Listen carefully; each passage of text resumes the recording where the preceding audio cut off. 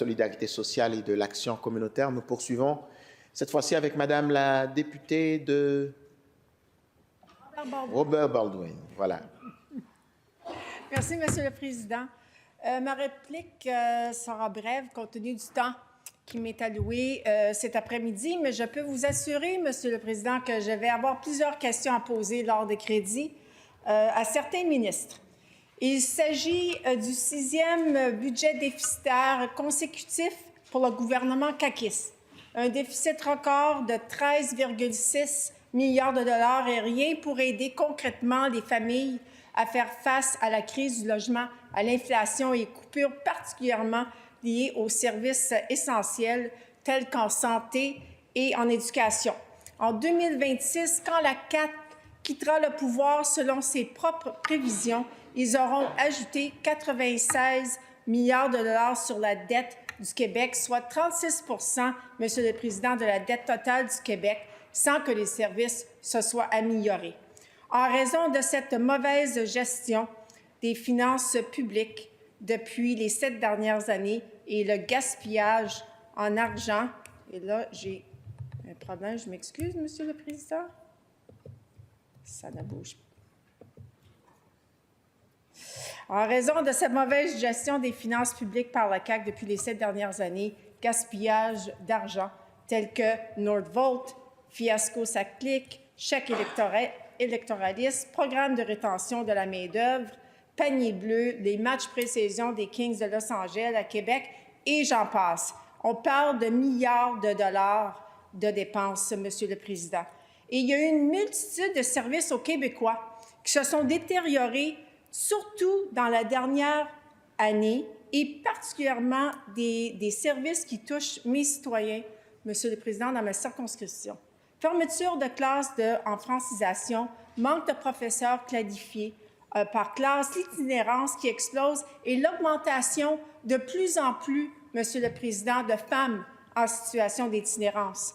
Manque de médecins de famille, débordement des urgences dans nos hôpitaux, liste d'attente qui s'allonge pour les chirurgies, manque de place en services de garde, manque de soins et de services pour nos aînés, manque de logement social et abordable. Et de plus, l'incompétence du gouvernement à gérer les finances publiques et l'économie du Québec, la marge de manœuvre pour faire face aux menaces tarifaires énoncées par le président Donald Trump, évidemment, limite nos actions et notre aide que nous allons pouvoir fournir aux entreprises et particulièrement nos PME. Avec la CAQ, les Québécoises et les Québécois sont plongés dans l'incertitude et le désarroi. Les Québécois méritent un plan économique sérieux, pas des excuses et des scénarios irréalistes. Ce budget confirme le triple échec de la CAQ, pas de relance, pas de rigueur et pas de résultats.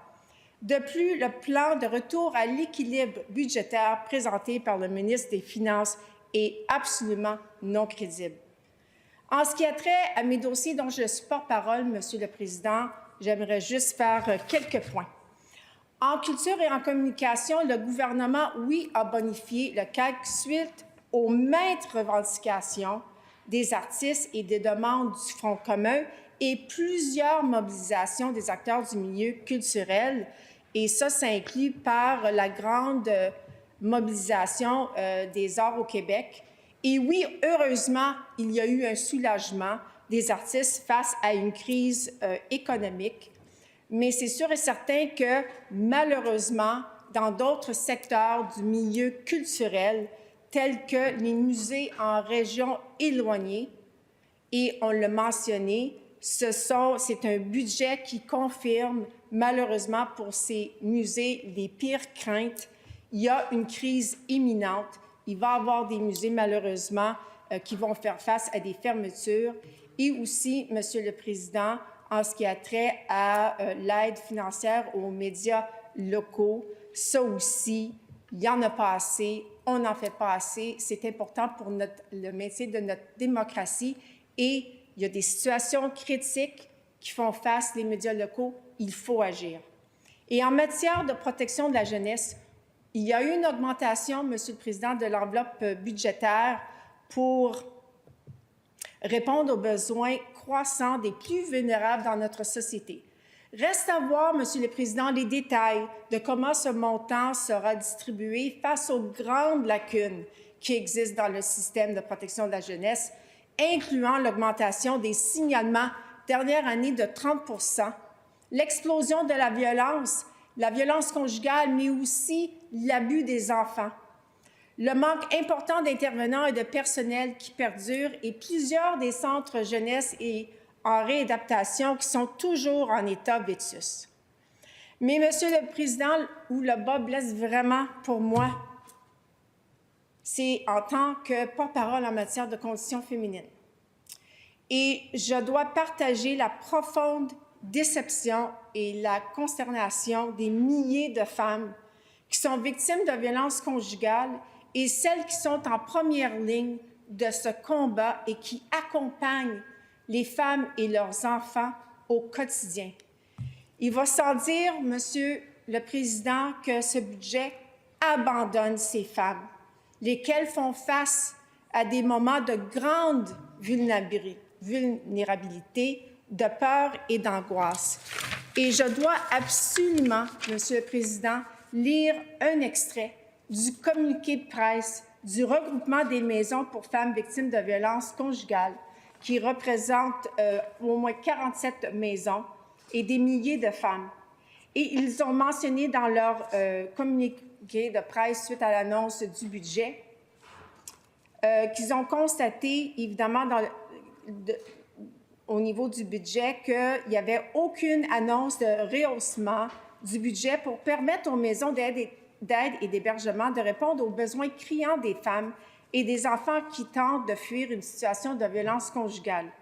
Alors qu'il estimait les besoins des maisons à quelque 57,7 millions de dollars, celles-ci ne pourront bénéficier que des 2,3 millions déjà annoncés dans les budgets de 2021 et 2022, soit à peine 4 % de la somme nécessaire. Et c'est les services de consultation externe et d'accompagnement. Et ces services, Monsieur le Président, sont tellement cruciaux pour les femmes qui souhaitent quitter un environnement de violence.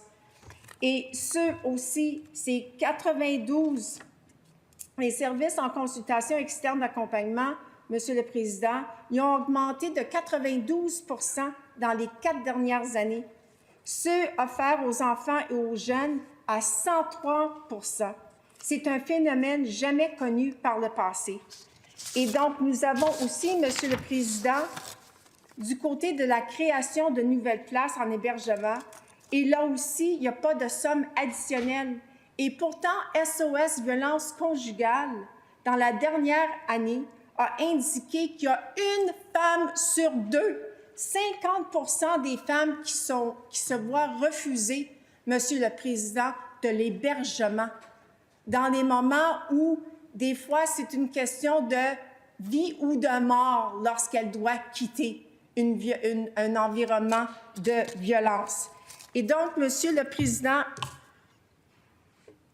avec l'augmentation de la violence conjugale ici au Québec, des records en termes de féminicide dans les dernières années, plus que jamais, il est fondamental de s'assurer que toutes les maisons d'hébergement et les membres de leur personnel soient outillés pour faire face à tous les enjeux que ces femmes rencontrent dans leur quotidien. Et particulièrement, Monsieur le Président, aussi dans le processus judiciaire, parce qu'on a vu qu'avec le projet de loi 56 et le projet de loi 73, les maisons d'hébergement se voient, il y a d'autres responsabilités qu'ils vont devoir assumer, d'autres obligations qui découlent de ces projets de loi. Et les maisons d'hébergement veulent être là pour les femmes, ils veulent aider, ils veulent les accompagner, mais ça va prendre des ressources financières, il va falloir augmenter le nombre de personnel pour accompagner toutes ces femmes lors du processus judiciaire. Et donc, les ressources doivent être au rendez-vous. Et donc, Monsieur le Président, mon grief est le suivant, que l'Assemblée nationale blâme sévèrement le gouvernement caquiste pour son inaction dans le dossier des maisons d'hébergement pour femmes victimes de violences conjugales et ce, malgré la situation critique dans laquelle celle-ci se retrouve. Merci beaucoup, Monsieur le Président. Merci, Madame la députée de Robert Baldwin. Votre motion, elle est reçue sous réserve de sa recevabilité.